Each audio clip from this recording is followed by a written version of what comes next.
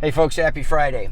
The rebellion of Absalom against his father David is certainly one of the darkest periods of David's life because he has a personal sense of responsibility about it because of his sin against Bathsheba. And as a result of the rebellion, he has to gather up all of his household, his family, his officials, everybody that supports him. And he tells them, we have to leave Jerusalem because if we don't, my son Absalom will destroy the city.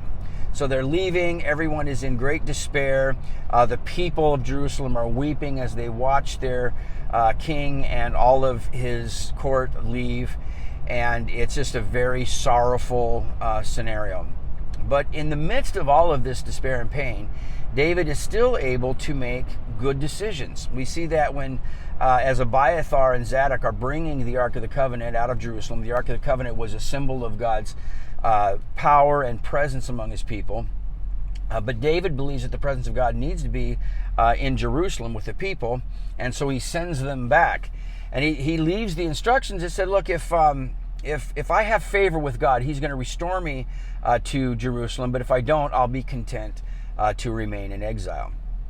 And you get the sense that even though David's theology is not complete, he still believes that the power and the presence of God is isolated to a nation, to a city, to an artifact.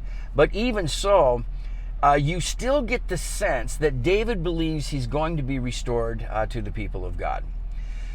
So not only is his faith remain intact in spite of all of his pain, this decision is also a shrewd decision because Zadok and Abiathar become David's eyes and ears in the city, and their sons become messengers for him.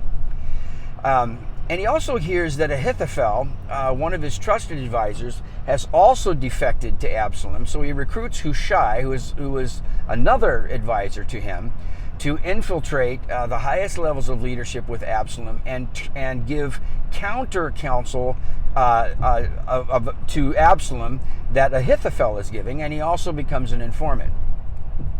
Now, both of these decisions turn out to be wise ones because as a result of these decisions, the rebellion is put down. Now, as I reflect on this, it reminds me that no matter how despondent I feel, when I'm going through the deepest, darkest seasons of my life and feeling great frustration and despair, I can still keep my head on my shoulders. I can still make good decisions and do the things that God has called me to do and to be. But it also reminds me that I can continue to pursue the presence of God. One of my favorite Psalms, it's not, David didn't write it, but it certainly reflects what he's feeling, is Psalm 84. And it says, how lovely is your dwelling place, O Lord Almighty.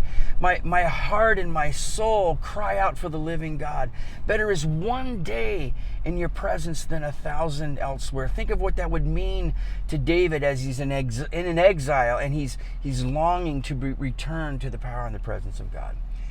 So folks, if you're feeling some of that, you may be feeling that God is 1,000 miles away, but we know that God is always with us, don't we? He's promised us he's never going to leave us or forsake us. So 2020 has been brutal. There's no doubt about it. It's isolated us. It's made us frustrated. There's been a lot of division. And so you're probably feeling like I am despair, despondency, frustration, maybe even anger. So if you're feeling some of that, let's learn to do what David did. Let's keep our head on our shoulders. Let's keep moving forward. Let's make good decisions, and let's keep our hearts and our minds focused on the power and presence of God. Believe it or not, this is not going to last forever. 2020 will come to an end, but God's power and his presence never does.